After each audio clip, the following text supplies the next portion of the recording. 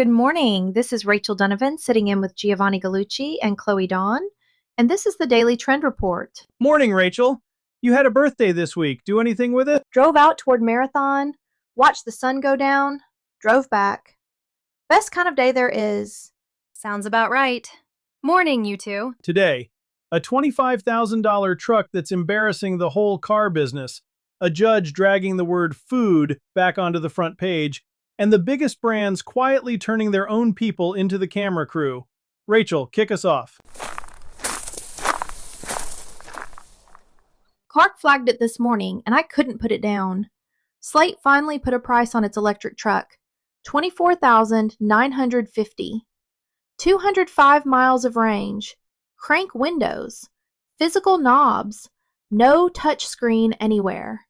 And more than 180,000 people have already put money down. Sit with that reservation number, because that's the whole story right there. It is. And the easy read is cheap EV. That's the wrong read. This isn't about the battery. It's about subtraction. Somebody walked into a market addicted to adding features and pulled everything out that wasn't load-bearing. Our whole world drifted the same direction, though. A cooler that needs a firmware update. A headlamp with a companion app. You're charging $400 for a tent because of the logo, not because it keeps anybody dry. And the outdoor buyer has been quietly resenting that for 10 years. The person who hunts, fishes, camps, that gear has a job. It works 15 miles from the truck, or it gets left in the garage and talked about badly around the fire. Right. This crowd has always rewarded function and resented the upsell. Slate just proved that crowd is huge. It has cash, and it was waiting for somebody to take it seriously. And it won on the math, not on luxury. A working person looked at that number and thought, finally. There's an enormous underserved middle that moves the day somebody gives it a fair deal on something that lasts. A truck that's never been dirty isn't really a truck anyway. These folks want to own the thing outright, fix it in the driveway, run it 15 years. That's not nostalgia. That's the actual purchase they're trying to make. Now let me push on the hype a little because it's getting loud. These are pre-production. Deliveries aren't until the fourth quarter. Nobody's run one through a hard season yet. Nobody's put a dent in one. So if you're a brand chasing this, you can't call it the best overlanding rig on earth. It hasn't earned a single scratch.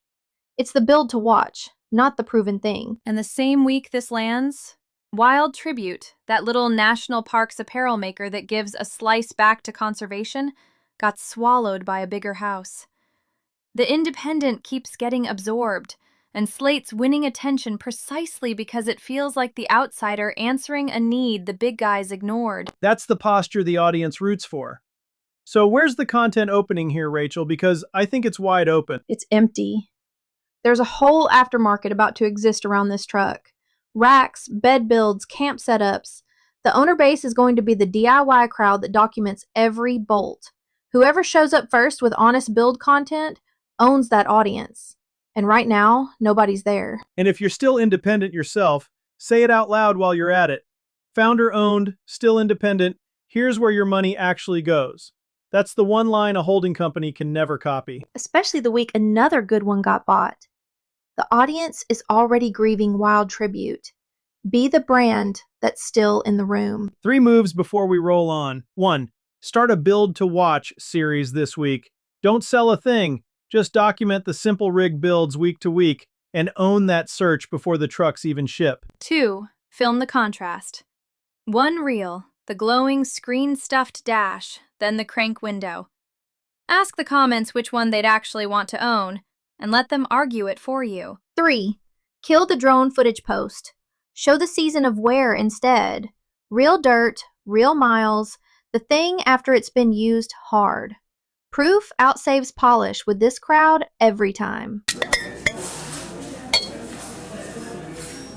A federal judge just put the word food back on the front page. Travis caught it first. The court blocked 5 states from barring soda and candy on food assistance. The reasoning was narrow. Congress defined what food means, and the agency doesn't get to quietly rewrite it. And I want to be careful here. Set the policy fight all the way down. That's not our lane, and there's nothing in it for a brand. Nothing. But underneath the legal part is a question the whole country is suddenly chewing on. What actually counts as real food?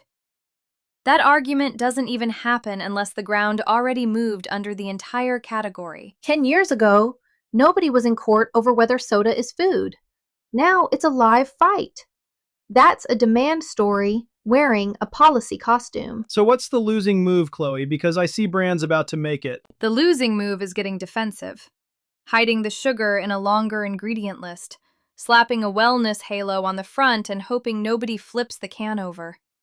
People read the back now. They photograph it. They post it. And the winning move is almost boringly simple. Be plain.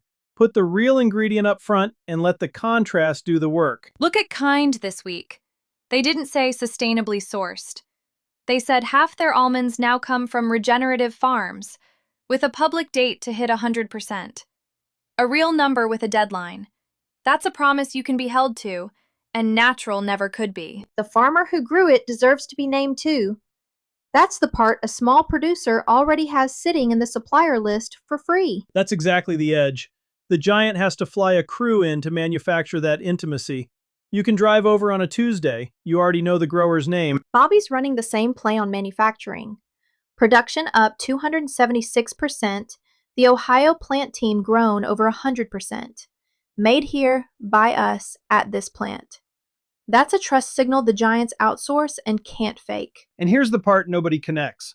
When somebody asks an AI assistant for a clean label sparkling water, the model builds that answer out of clear, consistent sources. The vague brand gets left out of the answer entirely. The specific one gets named. So the transparency work isn't just good ethics, it's whether you even exist at the moment somebody's deciding. So you out-honest them. You can't outspend the conglomerate. You don't need to. You've got a clean sheet and a real relationship. And right now, the whole country's reading labels. Here's what to actually do with all of that. 1. Make the label the hook. A 15-second reel reading your 4 ingredients out loud, naming what each one's for, while the whole country is already flipping cans over. 2.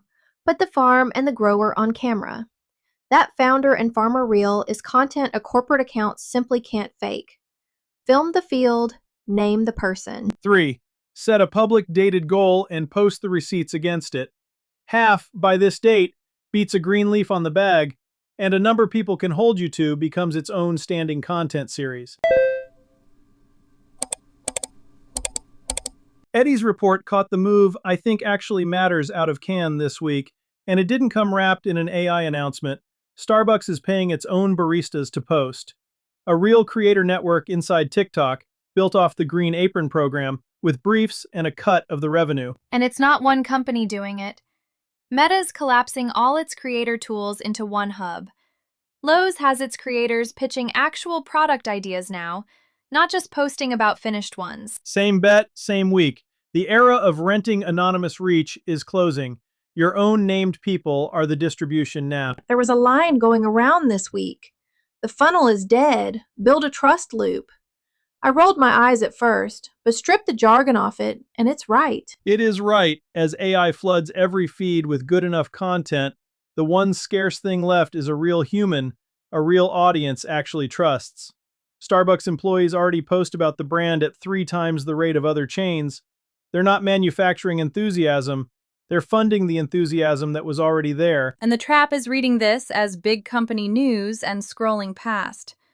You'd be handing yourself the wrong lesson. You would, because the small operator already owns the thing Starbucks had to build a whole program to unlock. Your staff, your regulars, you. Starbucks needed a TikTok deal. You need a phone and a conversation. There are 2 ways to wreck it, though. The second posting feels mandatory. Or worse, mandatory and unpaid. The authenticity that made it work evaporates. And the other is overscripting. Write every word and you get stiff corporate content with a human face stapled on. Give people the destination, not the turn-by-turn. That's it. Unpolished and specific beats polished and empty every time, because polished looks like an ad and specific looks like the truth. And when you do pay an outside creator, pay for the relationship, not the view count. A breakdown went around this week from somebody who chased TikTok's rewards pool a whole year. Views weren't where the money was. the audience and the conversion were. Which is why a micro creator with 2,000 people who actually trust her beats a big account renting you strangers. Buyer fit over follower count every single time. That's the whole correction. Stop buying reach. Start building the handful of trusted humans who will still be speaking for you 2 years from now.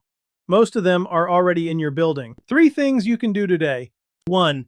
Write your roster list right now. Every person already connected to you who'd plausibly post. Staff, your loyal regulars, you. That list is your creator network, and it needs 0 platform deal to exist. 2. Hand them a destination, not a script. Keep it opt-in, and pay something real even if it starts small. People can feel the difference between being valued and being used. 3. Change what you measure. Track saves and return visits, not reach. And put the email sign up in your pinned post because the feed is rent and the list is the thing you actually own. That's the report.